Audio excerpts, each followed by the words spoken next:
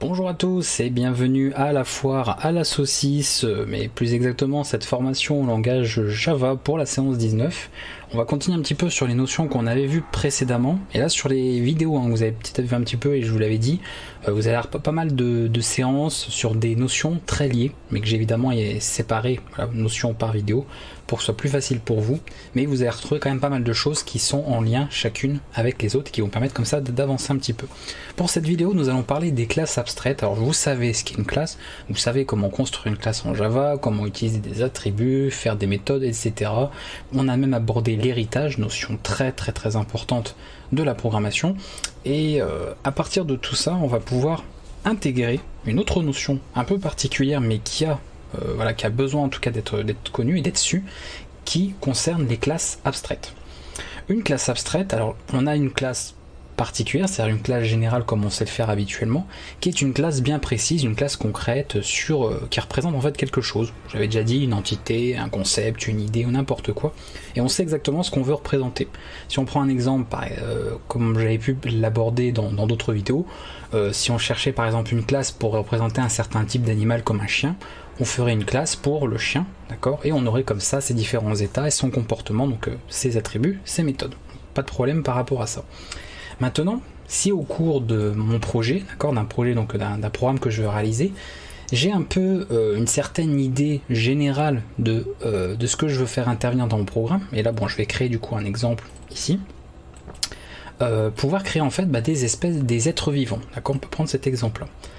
On est d'accord qu'un être vivant, c'est une notion qui est très abstraite, qui est très vague, d'accord. Un être vivant, au final, ça englobe énormément de choses. Donc si je disais, bon, dans un programme, là, j'ai besoin de pouvoir créer des êtres vivants, c'est très, ou même trop général pour pouvoir faire quelque chose. Pourtant, je veux quand même, au niveau du code, de me dire, je veux représenter un être vivant, d'accord, de manière abstraite, mais je veux quand même en avoir une représentation. Donc pour ça, on va créer une classe abstraite. Alors la classe abstraite, c'est très simple, on va créer un fichier de toute façon comme on le fait habituellement. Je vais l'appeler du coup avec le nom de mon espèce vivante, donc je vais l'appeler Living Spaces.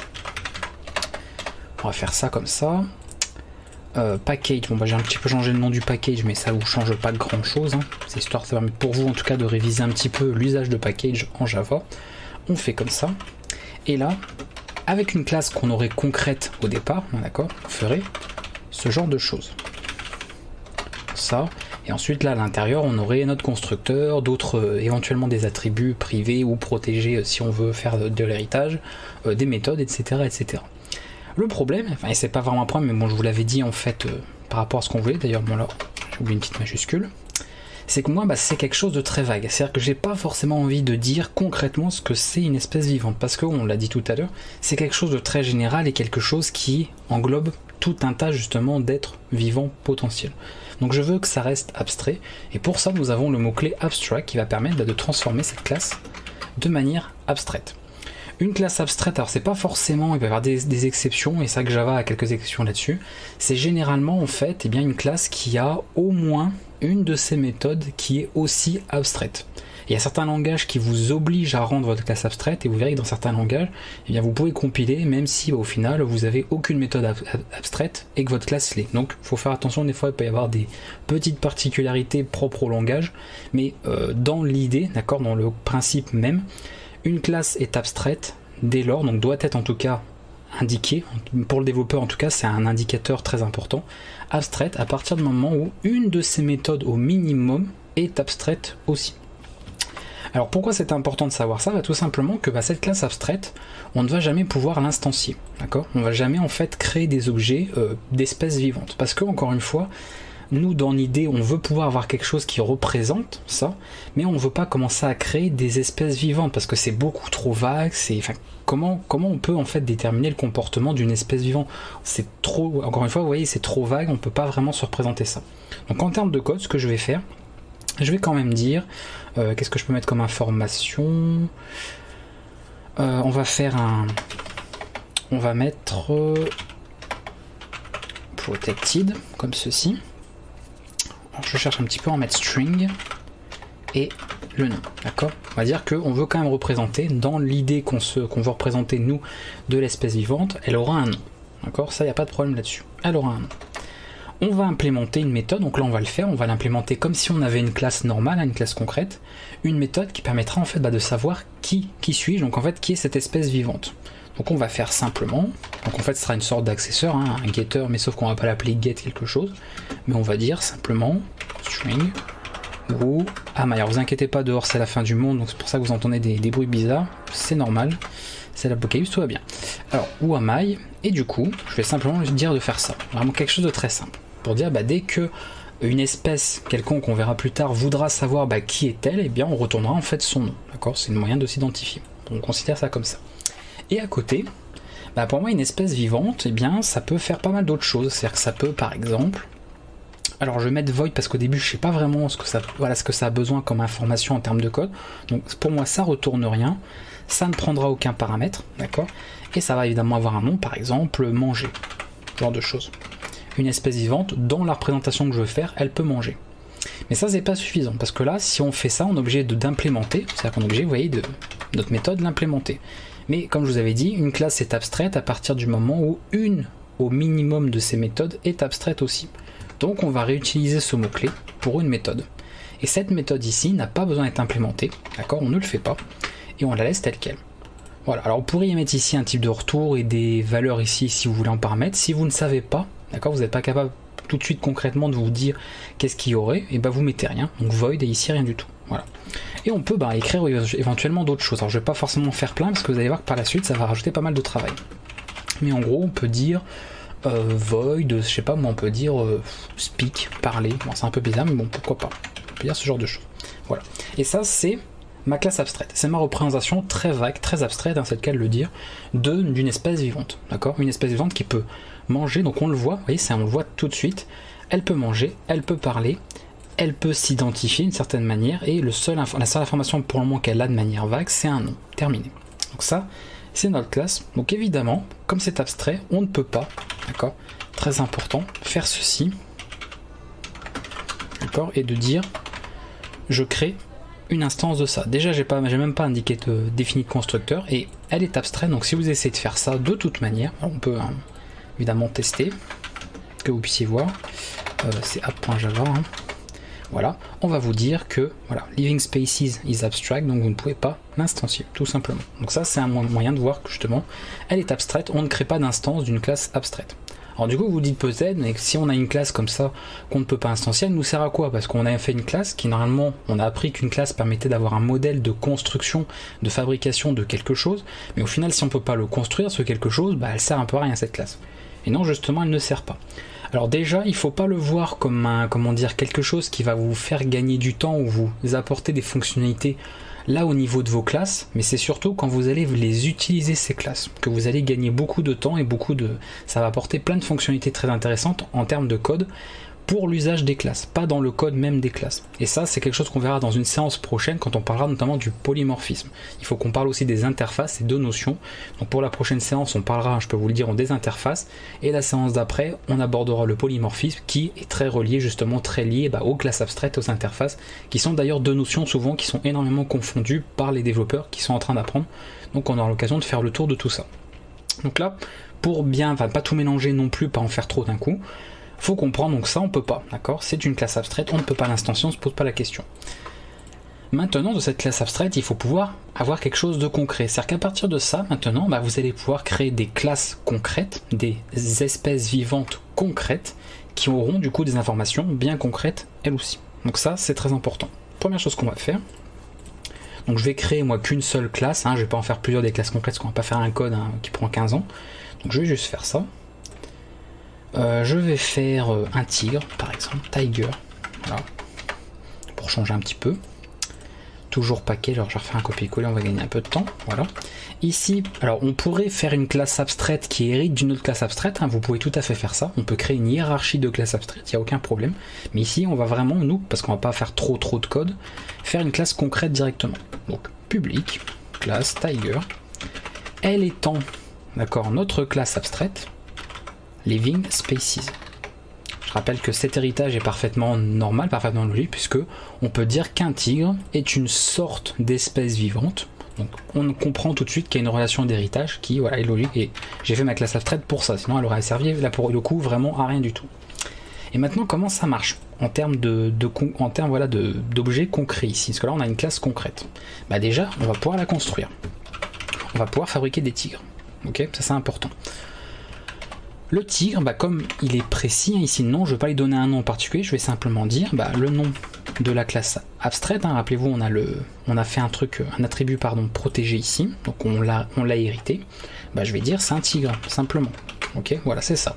Son identification, c'est que c'est un tigre. On va pas identifier différemment chaque tigre, on dira juste que dès qu'on crée un tigre, eh bien, son nom c'est tigre. Voilà, on va pas chercher plus loin pour le moment. Juste ça. Cette méthode Wamai, vous voyez que comme il en hérite, eh bien voilà, il va pouvoir faire ça. Donc on va tester, on va faire Tiger T. On va pas faire des smileys, on va éviter. On fait juste ça. Et logiquement, si mon code est bien fait, je dois pouvoir faire ceci. D'accord? C'est logique parce que ça, encore une fois, c'est juste de l'héritage, comme on a vu précédemment. Pas de surprise, sauf que là, il y a une petite nouveauté avec l'abstraction. Et là, vous allez voir que c'est pas suffisant. Je vais vous la recompiler, et là il me dit bon, Tiger n'est pas abstrait, d'accord, n'est pas une classe abstraite, et elle doit du coup penser en fait donc à override, c'est-à-dire à écrire, à implémenter pour le coup les méthodes de la classe abstraite. Ça veut dire qu'en gros, là il y a deux méthodes, d'accord, de ma classe abstraite qui le sont aussi, qui sont non implémentées du coup par définition, donc it et speak, et bah autant pour une espèce vivante, comme c'était une classe abstraite, on n'avait pas besoin de préciser comment un être vivant mange et comment il parle, puisque ça peut être différent selon l'animal en question ou l'être vivant en question, parce qu'il n'y a pas que des animaux dans les êtres vivants. Par contre là pour un tigre on va être obligé de l'implémenter, parce que le tigre il va pas manger, il va pas parler n'importe comment, communiquer n'importe comment. J'aurais pu mettre d'ailleurs communicate au lieu de speak, mais peu importe. Donc là, à partir du moment où vous avez des méthodes ici abstraites dans votre classe abstraite, dès que vous avez une classe concrète qui en hérite, vous devez obligatoirement, et ça permet en plus de ne pas faire l'erreur, parce que vous voyez que sinon ça ne compile pas, donc ça vous force en fait, et ça évite les oublis, ça vous force à implémenter les fameuses méthodes abstraites. Donc ça, donc je reprends le code tel quel ici, je l'implémente, d'accord. Ça peut éventuellement retourner autre chose, comme ça peut prendre pour le coup ici des paramètres, parce qu'on va vraiment l'implémenter, donc on peut changer un petit peu la signature, par contre on garde le même nom de la méthode. Et pareil pour speak, d'accord. Donc moi je ne vais pas faire de modification ici. Donc là, implémentation obligatoire, d'accord. On est dans une classe concrète, on doit implémenter absolument toutes les méthodes abstraites de la classe parente. J'ai pas besoin d'autres attributs, donc j'en rajoute pas. On pourrait mettre autre chose, on pourrait mettre par exemple l'âge d'un tigre ou n'importe quoi, mais je m'embête pas. Alors là, comme je vous avais dit, une classe abstraite peut hériter d'une autre classe abstraite. C'est-à-dire que j'aurais pu aller plus loin en disant je fais une classe concrète par exemple pour un homme, d'accord, pour un homme, et à côté je fais une autre classe abstraite qui est un animal, donc un animal, et ensuite de animal, eh bien je crée justement des espèces d'animaux concrets. Donc en gros on aurait living species tout en haut, classe abstraite, on aurait en héritage une classe animal, et ensuite on aurait plein de classes concrètes de animaux comme tigre, chat, dauphin, lion, ce qu'on veut, etc. Et l'homme serait une autre classe, mais directement concrète, héritant de cette classe abstraite là, living species. D'accord, on peut faire ce genre de hiérarchie. Voilà, donc là on ne pourra pas, comme j'ai rajouter trop de code et faire 15 000 classes parce que ça pourrait être très long par la suite. On va se contenter de ça, puisque le principe sera suffisamment explicite de cette manière. Donc là, pas de souci. Alors déjà, bon, on va implémenter ça. Pour le moment, je sais pas si là, normalement il devrait pas chipoter, là je les ai quand même marqués, même si j'ai remis voilà, dans le code, j'ai quand même il considère voilà, pour lui c'est implémenté, même si ça fait rien, de toute façon ça retourne rien, pour lui c'est suffisant. Donc en gros, je fais ça, et là, Wamai c'est normal, puisque je ne fais que return l'information, donc il faut l'afficher. Println, voilà, on va afficher directement le contenu. Pas s'embêter, et voilà, donc pas de problème au niveau de l'héritage, ça fonctionne bien, on récupère bien le retour en fait de la méthode Wamai, vous voyez, qui a été implémentée ici. Donc si je voulais la changer dans Tigre, vous l'avez déjà vu, hein, de redéfinir comme ça des méthodes, on pourrait le faire, si on veut changer la manière dont on s'identifie pour le tigre, explicitement pour le tigre, ou spécifiquement en tout cas pour le tigre.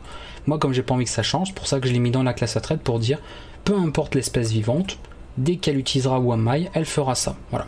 Et si à un moment donné, imaginez plus tard ce qu'il faut voir plus tard, vous créez une nouvelle classe dans votre programme, même si c'est 5 mois, 6 mois, 1 an plus tard dans votre programme, et que spécialement pour cette classe vous dites non, celle-là je veux que Wamai elle fasse autre chose, et bien vous pourrez redéfinir, d'accord, cette méthode, aucun problème dans la classe spécifique que vous venez de créer. Encore une fois, n'oubliez pas que ça va chercher la méthode que vous allez avoir dans la classe la plus proche, donc l'actuelle, et si elle n'existe pas, on va remonter dans les classes parentes jusqu'à en trouver une. Et s'il n'y en a vraiment pas du tout, bon là il y aura un problème, parce que vous essayez d'appeler une méthode qui n'existe pas, mais ça c'est encore autre chose. Donc ici, on va dire comment le tigre mange, hein. Donc là bon je vais pas embêter, je vais mettre des petits textes, encore une fois pour simuler ça, donc je sais pas moi je mange... je sais pas moi je mange de la viande, je vais mettre ça par exemple, d'accord, hop, et ici, alors ça va être un peu bizarre pour dire communiquer, on va dire je rugis. Alors il rugit pas forcément le tigre, hein. J'ai plus le nom, désolé j'ai plus le nom exact, mais c'est le lion qui rugit mais pas le tigre, mais j'ai plus le terme exact en tête, mais c'est pas grave. En gros voilà, d'accord. Là pour le coup on peut se le représenter parce que voilà, un tigre il mange effectivement d'une certaine manière, il communique d'une certaine manière, il a un nom bien spécifique, c'est quelque chose de concret, encore une fois. Donc ce qui est concret, on peut poser des noms, on peut poser des choses dessus. Encore une fois, là on était vraiment dans quelque chose d'abstrait, ça voulait pas dire grand chose, donc on avait quand même besoin d'une représentation. Alors tout de suite vous allez peut-être vous dire que ça sert à rien, on aurait pu directement faire une classe Tiger et terminer, mais quand on abordera la vidéo plus tard sur le polymorphisme, parce que ça en fait, dites-vous que c'est une introduction pour ce qu'on abordera concernant le polymorphisme, quand vous aurez également vu les interfaces. Donc si pour le moment vous ne voyez pas trop l'intérêt de se servir de classe abstraite, c'est normal parce que je veux pas voir les interfaces, enfin les interfaces déjà oui de toute façon, et le polymorphisme maintenant, on regardera ça dans les vidéos prochaines. Donc c'est parfaitement normal si pour moi vous n'en voyez pas forcément l'utilité, c'est logique, je peux pas tout voir tout de suite et je veux pas tout voir tout de suite avec vous. Donc on a ça en tout cas comme comportement, et déjà premier avantage vous pouvez voir qu'encore une fois c'est que vous voyez on part nous en tant que développeur d'une représentation, et ce qui est pratique c'est que si un jour, et là il faut penser aussi au fait que vous n'êtes pas forcément seul ou que votre code peut être réutilisé, parce que le principe de la programmation que j'ai c'est la réutilisation de code, c'est un des arguments importants par rapport à ce type de paradigme. Bien si un jour une personne veut réutiliser votre code et il veut créer une espèce vivante, et bien il va créer sa petite classe, d'accord, genre je sais pas moi dog pour créer un chien, et automatiquement s'il essaye de rien mettre ou qu'il fait ses petits trucs à lui, il va vouloir compiler le code et ça lui mettra justement les messages pour dire il faut que tu nous expliques en fait comment ton chien il communique et comment il mange. Donc automatiquement il saura qu'il doit implémenter ces méthodes là. Si on n'avait pas d'histoire d'abstraction déjà, il n'y aurait pas forcément d'erreur, d'accord, pour beaucoup de choses, et bien en fait ça poserait pas de problème. Voilà, il aurait des animaux, il aurait un chien en fait qui n'a pas de comportement pour manger, communiquer, et sauf que si un jour on dit on a toutes nos espèces vivantes, et ça je fais une légère petite intro polymorphisme, et on dit toutes les espèces vivantes qu'on a, peu importe ce qu'elles sont, on veut les faire parler tout de suite, et le problème c'est que si le chien qui hérite pourtant des espèces vivantes, on n'a pas expliqué comment il communiquait, vous allez avoir tous les animaux qui vont pouvoir communiquer ou qui vont pouvoir manger, et le chien, lui, il pourra pas manger, il pourra pas communiquer. Vous voyez, il va manquer quelque chose, il va manquer un comportement, et c'est quand même assez dommage, parce qu'à la base, il était censé pouvoir manger, communiquer, puisque c'est dans la classe abstraite. Donc là, l'avantage d'une classe abstraite, pour le coup, c'est à ça que ça sert, c'est que si on veut créer quelque chose de concret, automatiquement, à la compilation, il y aura des erreurs si vous oubliez, si vous ne pensez pas implémenter les méthodes abstraites. D'accord, ça force en fait le développeur ou l'utilisateur de votre code, et vous-même, ça peut être vous-même aussi bien sûr, à implémenter dans les classes concrètes ce qui était abstrait dans la classe parente. Voilà, il n'y a pas d'oubli comme ça de ce côté, et ça va évidemment avoir plein d'avantages concernant le polymorphisme, comme on le verra dans, pas la prochaine séance, mais celle d'après. Voilà, donc grosso modo, pour les classes abstraites, alors je pense que je vous ai expliqué pas mal de choses par rapport à ça. Attends, regardez un petit peu sur mes notes si j'ai pas oublié un truc que je voulais vous dire. Les méthodes abstraites, je vous en ai parlé. Pas d'instanciation, on en a parlé. Et ce que je voulais dire, voilà, pour les interfaces, on verra plus tard. Donc c'est pas non plus le problème par rapport à ça. Donc du coup, en fait, on a fait le tour, donc c'est tant mieux. Alors, comme je peux pas trop vous donner d'éléments tout de suite par rapport à ça, parce qu'on n'a pas encore tout vu, encore une fois, on n'a pas parlé des interfaces, on n'a même pas abordé le polymorphisme, tout ça. Mais en gros, c'est utile dans le sens où on peut factoriser du code, et ça c'est un élément très important. C'est-à-dire que si vous demandez dans quel cas il faut utiliser une classe abstraite, et bien dans le cas où vous avez différentes classes déjà qui peuvent avoir des liens, c'est-à-dire que si je crée un tigre, si je crée un chien, si je crée un dauphin, on est d'accord que c'est des classes qui sont liées entre elles. elles ont des choses communes, ces classes-là.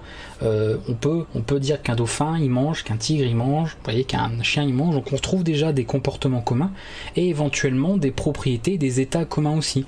Ils peuvent avoir un nom, on peut tous imaginer qu'ils aient un nom, on peut tous imaginer qu'ils aient un âge, on peut tous imaginer qu'ils aient un plat préféré, enfin voilà, un régime alimentaire, voilà, spécifique. Voilà, on retrouve plein d'éléments communs. C'est pas comme si on avait par exemple une voiture et un tigre. Là, c'est bizarre de se dire, on va faire une classe abstraite, d'accord?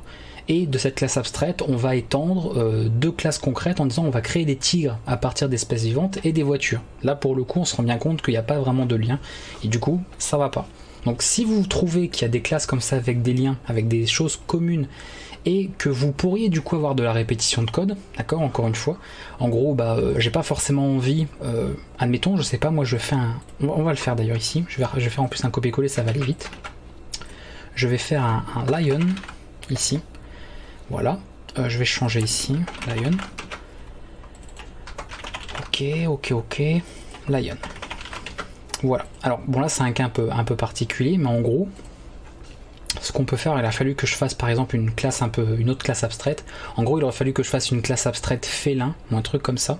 Donc, par exemple, comment je peux faire ça? Bon, alors je peux peut-être changer ici, sinon. Pourquoi pas? Ouais, on peut changer là. On va faire ça comme ça. Je vais changer un peu du code. Ça va rallonger un peu la vidéo, mais c'est pas bien grave. On va virer celui-là. Alors je crois que c'est feline, il me semble, le terme anglais. J'ai un doute, mais c'est pas grave, au pire on laissera. Je crois que c'est avec un E, hein, justement. Comme ça. Si c'est pas ça, c'est pas grave, de toute façon peu importe. Voilà, j'aurais pu le mettre en français, mais bon, comme j'ai l'habitude quand même d'écrire le code en anglais, les textes en français, mais le code en anglais. On va garder ça comme ça, donc le nom, bon bah ok. Et on va pas faire ça, on va dire...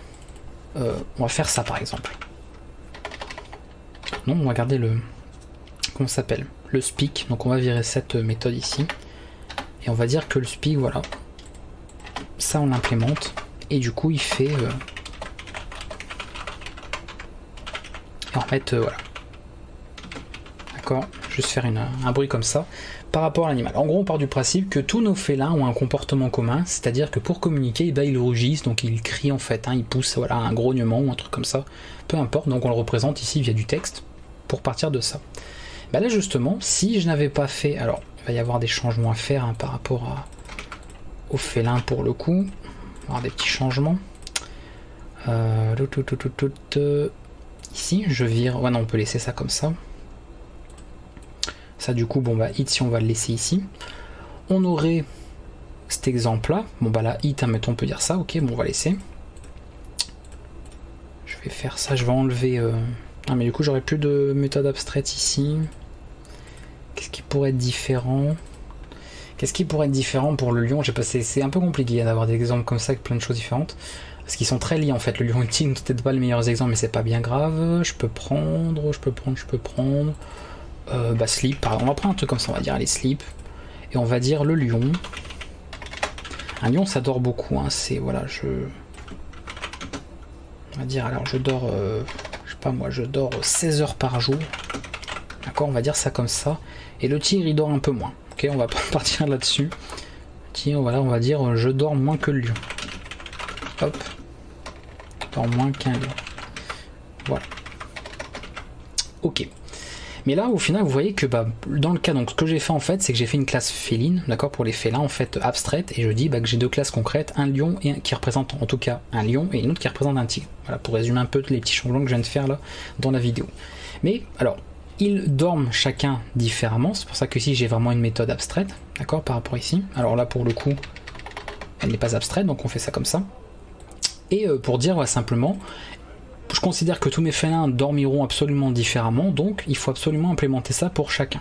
Du coup, le lion, concrètement, il dort d'une manière bien précise.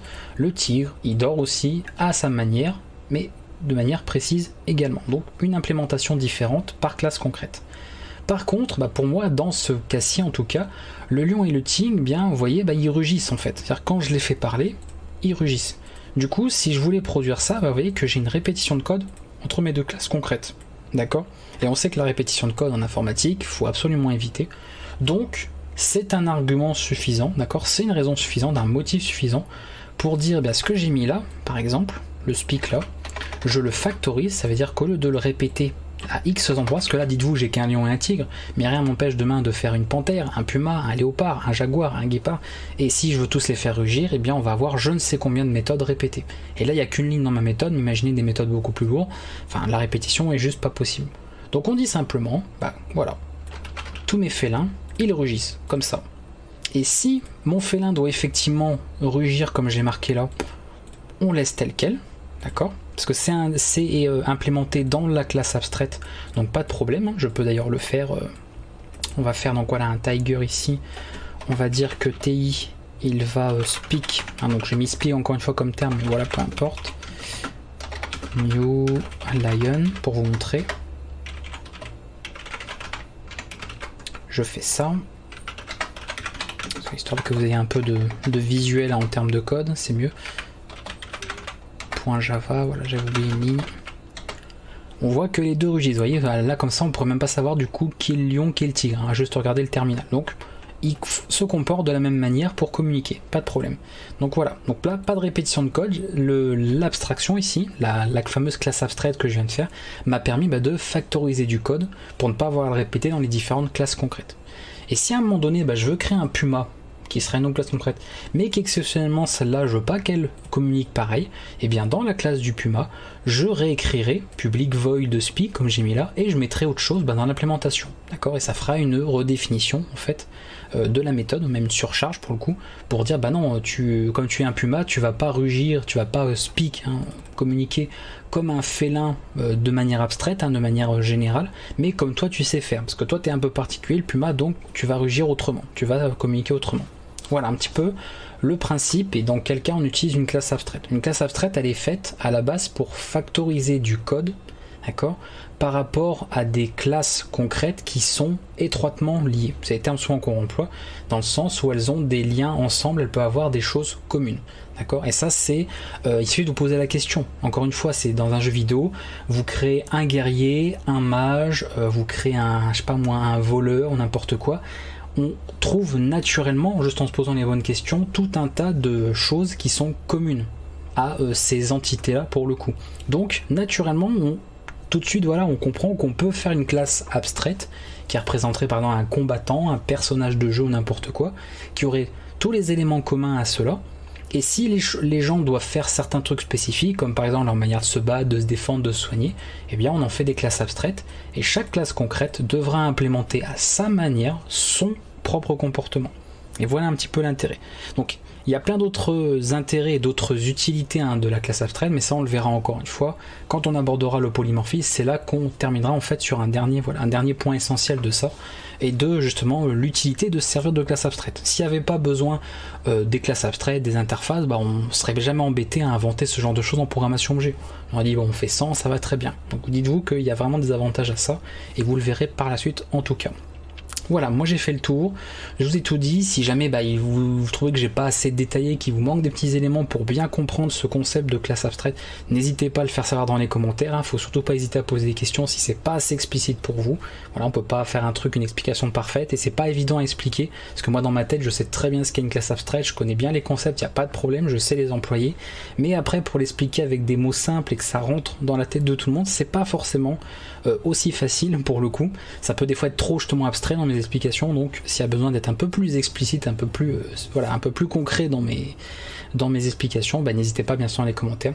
Voilà, puis pareil, si vous voulez partager, liker la vidéo, etc. Moi, encore une fois, je le dis pas souvent, mais de temps en temps, c'est pas mal aussi. N'hésitez pas à le faire. Et on se retrouvera du coup pour la prochaine séance. On parlera des interfaces. Donc c'est une autre notion très importante aussi, comme les classes abstraites, mais c'est autre chose. Et souvent, les gens ont tendance à mélanger un peu les deux. Donc là, je vous réserve du coup la prochaine séance pour parler des interfaces. Et je vous dis à bientôt pour la prochaine vidéo en Java.